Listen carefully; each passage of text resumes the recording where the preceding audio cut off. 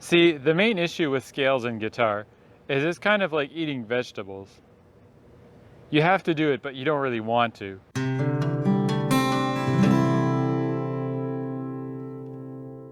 Hello everyone, Brett here. So, as a classically trained music teacher, I have always been harping on my students to practice their scales. Actually, this isn't really true. Most of the time, I tell people to practice scales if they're interested in them, but otherwise, I haven't really practiced them myself.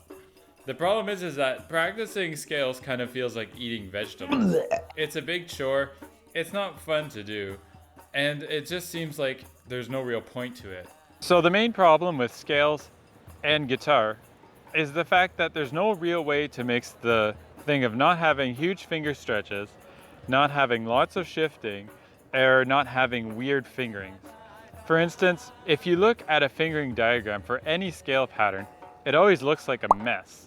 You see, I'm supposed to encourage students to practice their scales because actually playing scales is just a decent way to warm up. There's other warm-ups that you can do on the guitar, but playing scales are not only supposed to help you warm up, but they also help you learn the notes that are on the neck. Okay, so quickly again, we're going to look at the major scale. So the major scale, if you've started off learning it, you can learn it in first position, or you can just learn it in second position, or wherever you want. Or if you want to learn the 2-octave scale, then you have to start up on the 6th string and then you play across all of the strings. So the way that you would learn it in the classical world is this fingering. So most of you have probably already learned this, but 2, 4, 1, 2, 4, 1, 3, 4, 1, 3, 4, 2, 4, 1, 2. And then it goes back down. So there's no real logic to it, and if especially if I want to play it fast using my fingers, like I find that I always get tripped up over here where I start playing the like the 2 notes per string and then 3 notes per string, so it gets complicated. I find I trip up with my right hand fingering, and then I can't remember exactly what I'm supposed to do with my left hand.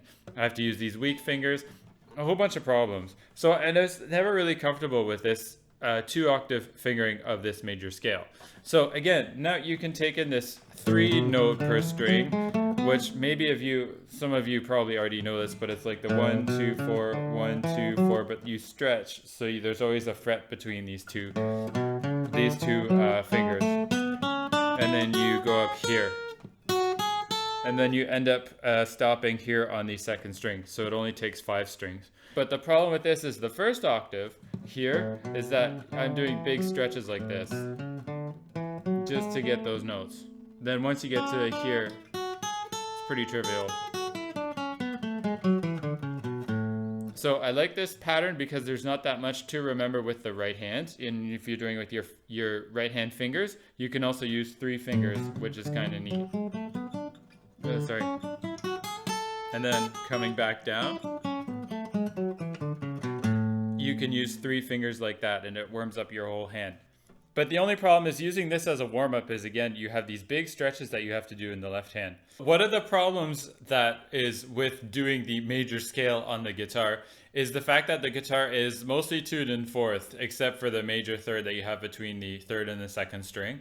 So the problem is tuning the guitar in 4ths makes it come up with weird, stretchy fingerings for doing the major scale. Let me demonstrate. I was playing my dad's mandolin a couple weeks ago, playing some Irish tunes, having a beer, whatever. And I just noticed that it's much easier to play the major scale on that instrument because it's tuned in perfect fifths. So it works out a lot easier when it's tuned in perfect fifths. Let me get the pick. Right, so I don't have a mandolin with me, but I do have this ukulele. And the ukulele is tuned in 4ths when it's in tune. Except that the top string here, the top G string, has a re-entrant tuning. So this top note G is actually a perfect 5th higher than the lowest string, which is the middle C. Okay, so if I take middle C and I start on C here and I go C, D, E, F, I can immediately move to the next open string and do G, A, B, C. So it's super logical. I use the exact same fingerings. And I also have an open string to help me out as well. And if I want to warm up, I can move up and down the neck on the mandolin, on the 4-string instrument, or the banjo, say, I can move up and down the neck and use the same fingering. And the same idea would work if I want to use it's a little bit more of a stretch, but if I wanted to do the D major scale, I do the exact same finger. The exact same fingering up and down the neck, all in those patterns, and it would be super easy. Back to the guitar. So the other scale that guitarists are obsessed about is, of course, the minor pentatonic scale. This one.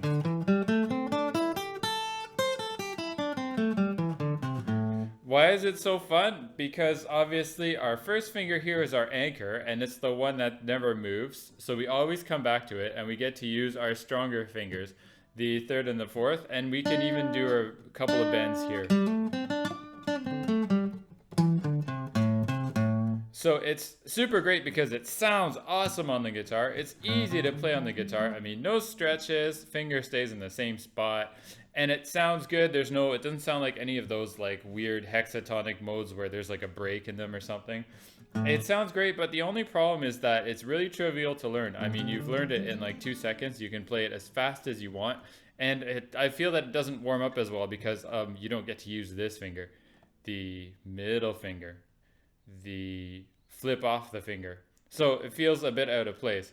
You can also play the major pentatonic scale, I guess. You can go up into this. It's a little bit,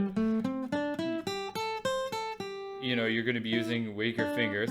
But yeah, you can go and learn this major pentatonic scale. But again, I feel at the end you use these weaker fingers and it doesn't feel as satisfying as the minor pentatonic scale. And it also doesn't sound as cool, maybe.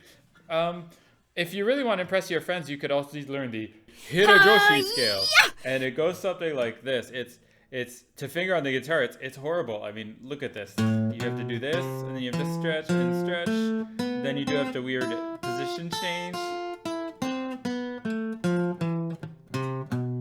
I mean, it's tough to do. It sounds cool, and you can show it to your friends, and they'll be really impressed. But as a warm up, I'm not sure you want to do this. Maybe you could try it in a higher position, but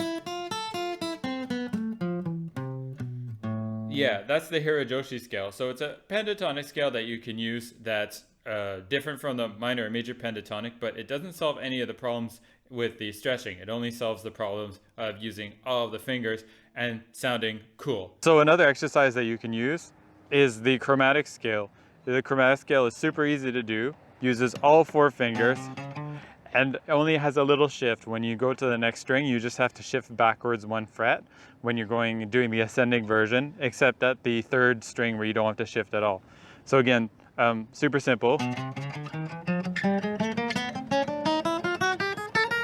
And it sounds great. The only problem is that for applications, you can't really use this. I mean, you can throw in a chromatic scale, but it always sounds really obvious.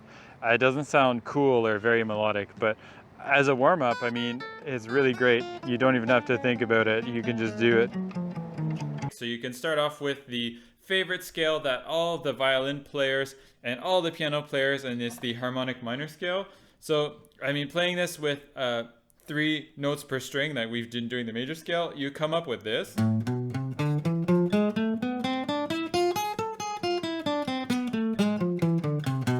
Which of course doesn't really solve any of the stretching issues or any of the logical fingering patterns, because I still have to move a little bit of a shift at the end here, and I still have the big stretches to get that augmented second.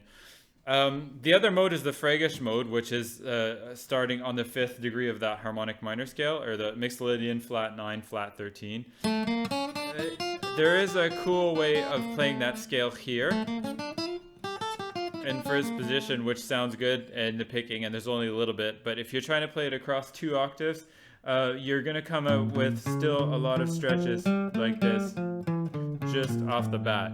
So the advantage of the Freygish scale is there isn't any more shifting if you start here, but it's still, you haven't solved that stretching issue. And there's some parts even where I'm only playing 2 notes per string. So if I'm gonna start off with 3 notes per string like that, yeah. So we're gonna leave that. You can practice it if you like. It sounds nice. The other one is the whole tone scale, which sounds awesome. It sounds modern and everything, and it's super easy to finger. I mean, it's just 3 notes per string all the time, going up and down the fret. You shift once each time, and it's easy to memorize. So the whole tone scale is like this.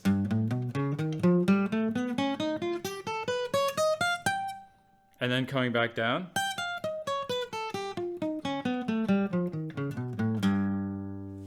Sounds great, but you haven't solved any of the stretches, and there's some issues here at the top part, but it sounds good. Okay, and then our last candidate for it is, like I said, is the double harmonic major scale, which sounds really cool. And the neat thing about this is that you only have to do lots of shifting, but there's no big stretches. So the double harmonic major scale sounds like this.